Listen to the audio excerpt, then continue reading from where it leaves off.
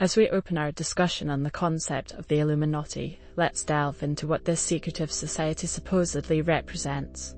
Many believe it holds the reins of the world's power structures. Think about this. Could a hidden group truly control global affairs, or are these stories just a convenient way to explain complex systems? Quite a provocative start, Michelle. History is full of secret alliances from the Freemasons to elite government councils. Isn't it plausible that such a group could exist and influence significant decisions? But Guy, the theory also thrives on fear and mystery. Consider how it taps into our anxieties about control and the unknown. Aren't these elements too convenient and ripe for manipulation by conspiracy theorists? Let's not dismiss the creativity behind these theories entirely. They often lead to deeper questions about transparency and power that push us to critically evaluate our institutions. So they might serve a purpose in keeping authority in check. Interesting thoughts, everyone. As we explore further, keep in mind both the tangible and the speculative elements of the Illuminati mythos. How does this narrative shape our perception of authority? Considering the historical emergence of the Illuminati, let's travel back to the late 18th century. The Bavarian Illuminati, for instance, was founded on principles of enlightenment and rational thought. Yet, somehow, it morphed into the center of mysterious conspiracies. Doesn't the shift suggest a deeper narrative at play about the power of secrecy? That's a good point, Guy. However, let's remember how turbulent the era was. Revolutions and shifts in power dynamics were common. Perhaps the allure of the Illuminati lies in its ability to encapsulate people's fears during uncertain times. Could the dramatization of such groups reflect societal anxiety more than actual covert operations? Exactly, Ryan. Historically, secret societies have thrived in times of societal upheaval. But doesn't this also underline their role as scapegoats when people face changes they can't control? How do we distinguish between historical fact and the myths we've cultivated over time? Let's also factor in cultural portrayals from novels to films that have perpetuated the mystique of the Illuminati. They become symbols for hidden truths and rebellion against authority. Could this be why the narrative persists? It's a hook that satisfies humanity's love for enigmas and underdog stories. While these stories can seem plausible, we can't ignore their lack of substantive evidence. Yet, does the truth of their existence matter as much as what they represent in our collective psyche? Perhaps it's the notion of an ever-watchful elite that demands the most scrutiny. So, how does the portrayal of the Illuminati in pop culture fuel our perceptions? Consider how films and music often weave in this mysterious group. Are these portrayals innocently engaging or subtly shaping our beliefs? It's fascinating, Michelle. Movies like Angel's Demons and countless music videos suggest the Illuminati as puppet masters. Yet, isn't this more about storytelling than reality? Could it be that we crave these narratives to explore complex themes of power and rebellion? Right, Guy. These myths offer a lens into our perceptions of control, but they also distract us from pressing real-world issues. Could focusing on mythical conspiracies make us overlook more direct forms of manipulation that occur visibly? Indeed, Ryan. However, these narratives might allow us to confront uncomfortable truths in palatable ways. People are drawn to enigmas, fascinated by hidden organizations defying authority. But does this allure indicate a need for clear truths in our modern age? You've all raised compelling points. As we continue, what resonates more, the danger of believing in powerful mythic entities, or the potential benefits of questioning authority through these narratives? Perhaps it's the balance between skepticism and intrigue that matters most. While few doubt the impact of these stories, examining their implications might reveal as much about ourselves as the systems we distrust. As we navigate the midpoint of our dialogue, it's time to explore the alleged symbols and signs of the Illuminati. These symbols often evoke strong reactions. Are they genuine markers of influence, or artistic expressions misunderstood as conspiratorial? Symbols like the all-seeing eye or the pyramid often appear in pop culture and architecture. But are they intentionally embedded by a clandestine group, or do they simply reflect universal themes of power and watchfulness? It's fascinating, Guy. Could the fixation on these symbols reflect our innate need to assign meaning to randomness in today's chaotic world? Symbols may offer comfort, suggesting order amidst perceived chaos. True, Ryan. But isn't it also possible that these symbols serve as a form of coded language, a way for those in power to signal their allegiance discreetly? They might not control us, but play a role in shaping societal narratives. Reflecting on these perspectives, are we uncovering truths or projecting fears onto harmless imagery? Perhaps the longevity of these symbols shows their effectiveness in sparking inquiry and tension. As we dissect these alleged signs, it bears questioning who truly benefits from public intrigue and distraction. Could the genius lie less in the symbol itself, and more in our reaction to it? Now, let's navigate how social media acts as a conduit for Illuminati theories. Does it amplify our fears or simply reflect them? How does it shape our understanding of powerful, secretive entities? Social media undeniably acts as a fertile ground for these theories, offering platforms where ideas spread at lightning speed. It connects us, but also divides. Are we curating realities based on algorithms designed to engage us for fear and curiosity? Spot on, Guy. These platforms can make conspiracies appear more real by repeating them across various channels. Does this constant exposure play into our need for narrative fulfillment or breed unnecessary paranoia? Yeah, could social media also serve as a modern arena for democratic discourse by questioning established narratives? While it risks spreading misinformation, it also encourages critiques of power systems, potentially igniting meaningful dialogue. It's a double-edged sword indeed. How do we balance using social media as a tool for awareness without falling prey to unwarranted cynicism or misinformation? Are there solutions to maintain this balance while engaging with these discussions? Perhaps the key lies in fostering critical media literacy. Embracing skepticism, but not succumbing to it entirely, may enable users to discern fact from fiction more effectively. Can education help break the cycle of misinformation? True, Guy. But the emotional engagement social media evokes often overshadows critical thinking. How can we encourage deeper scrutiny without diminishing the potency of these platforms? Envisioning a balance encourages users to engage thoughtfully, using these platforms wisely.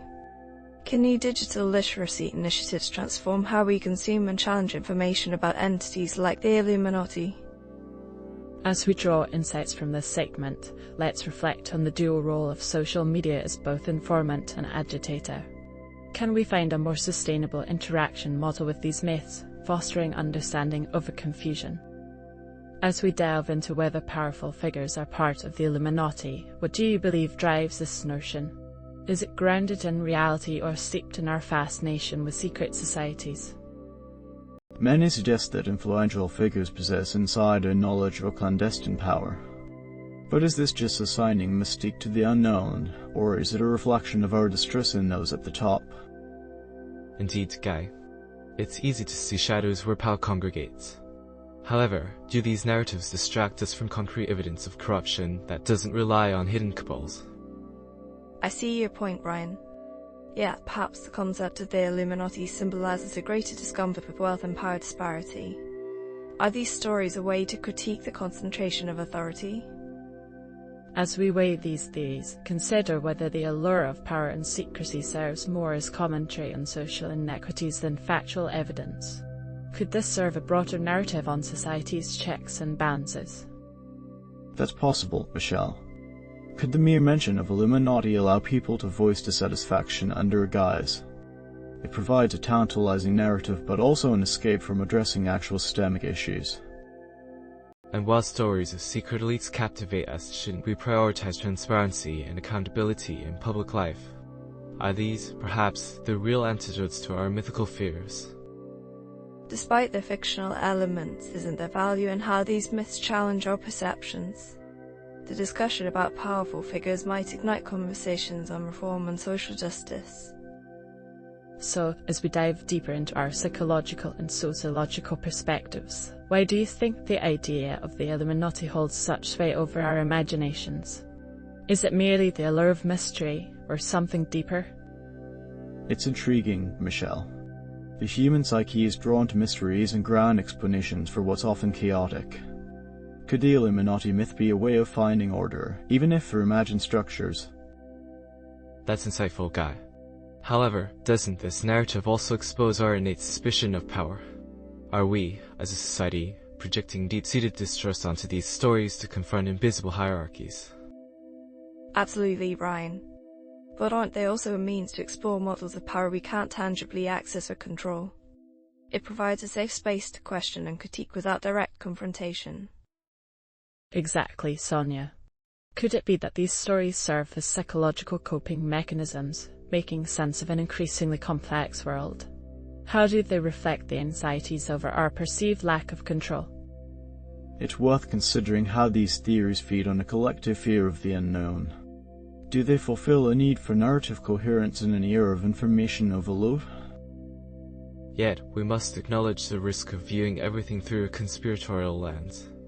How can we differentiate between genuine skepticism and delusion in our pursuit of truth? True, Ryan. Still, these narratives do prompt us to question the ethicality of power structures. Might they serve a purpose in urging us to scrutinize real-world governance and transparency? As we wrap this segment, let's ponder the duality of these myths as both cautionary tales and catalysts for change. Can understanding them lead to a healthy relationship with authority? Moving into criticism and debunking, why does the Illuminati theory persist despite being often dismissed? Does its endurance reveal deeper cultural or psychological needs? The theory's persistence might stem from a desire to identify a singular source of global unrest. But is it more about seeking comfort and simplicity rather than acknowledging complex realities? That's an astute observation, Guy. The simplicity of good vs. evil narrative simplifies accountability. But does this oversimplification lead us to ignore nuanced truths that demand critical engagement? True, Ryan. Yet these theories might also serve as a call to action, encouraging society to dissect power dynamics. Could this reflection drive positive change rather than portion blame to mythical figures? Given these points, are we erroneously attributing real systemic flaws to imagined powers?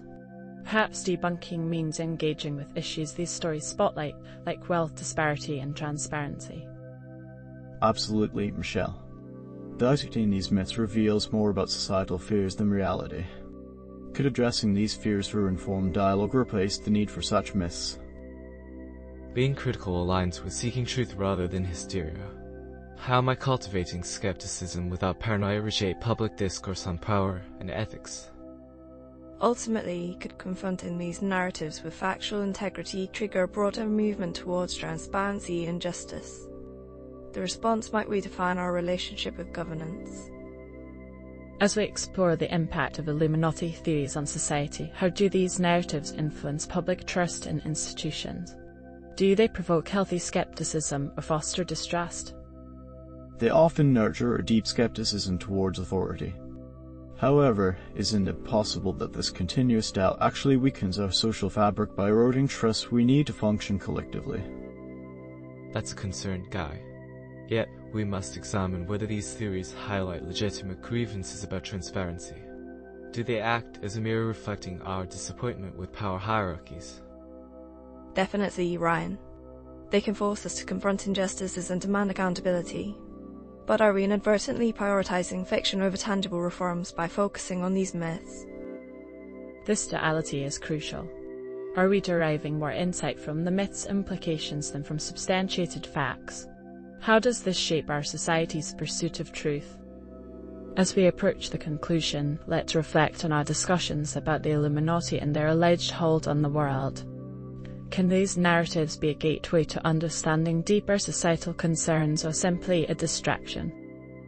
It seems these stories open dialogues about trust and power. But rather than dismissing them outright, can't they serve as an invitation to investigate the real issues they shadow? While they urge us to question authority, aren't they also rooted in fears that skew our focus away from reality? Isn't it critical to find a balance between skepticism and unwarranted suspicion? That's valid, Ryan. Yet, isn't there a cultural value in these myths that compel us to reimagine governance? They might inspire changes that lead to more transparent structures. We have explored various angles, but perhaps what matters most is dialogue, understanding both myth and truth to better navigate our world. Can these stories encourage us towards a future with more critical engagement?